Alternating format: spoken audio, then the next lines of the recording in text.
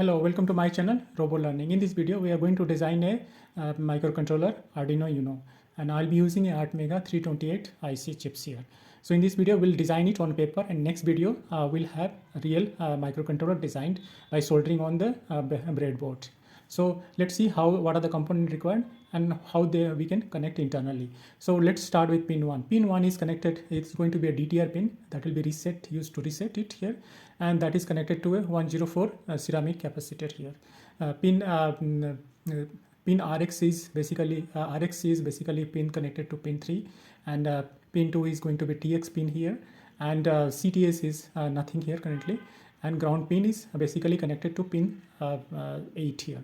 Pin 7 is 5 volt. So what happens is pin 9 and 10 are connected to a 16 megahertz crystal oscillator, and the other end of these pins are connected to 22 picofarad ceramic capacitor, and the other end two ceramic capacitor connected to basically here ground pin here. So that is only one thing here connected.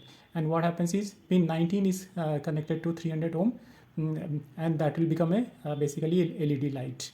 So pin 20 is 5 volt, pin 22 is also ground pin here, and between these two pins we are connected a 10 microfarad ceramic capacitor here.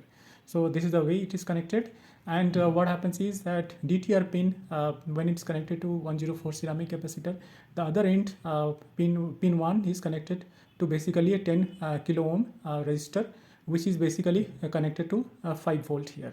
And what happens is that ground pin, these two pin, we can directly connect here, and in between we provide a 5 volt power, and this is the other end of the ground pin. So basically here you see here there are two 5 volt pins, 7 and 22, and ground pin is 8 and but here to 20, and pin 8 and 22 is basically a ground pin here. So that is the only thing here. If you see here what are the components required actually. So there will be two 22 picofarad capacitor, ceramic capacitor, and then 16 megahertz crystal oscillator.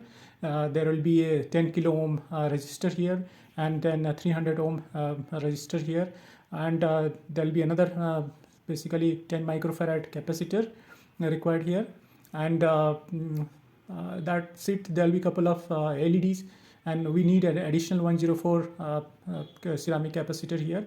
So these are the few things required here. I think this is a electrolytic capacitor. This is just to stabilize the power actually. So just remember that here something will vary actually. Sometimes what happens I have seen is that sometimes some people use just 1.1 microfarad capacitor, and but rest of the things like 104 ceramic capacitor and 22 picofarad and 16 megahertz crystal clock is oscillator is always fixed. There is no change in, because these are going to drive the CPU of the microcontroller. And to upload the code, we'll be using RX pin, TX pin, VCC, and then the ground pin here. So this and the DTR to reset it actually. So remember here, if you see here small, it is grounded actually with a switch. So this is to manually reset the microcontroller, and this will be reset through while uploading the code. Once the code upload, reset happens and the program starts running. So hopefully you understand it. There will be minor variation when we actually start designing the microcontroller. So in next video, I am going to present it. Please like it and share the video. Thank you very much for watching this video. Bye bye.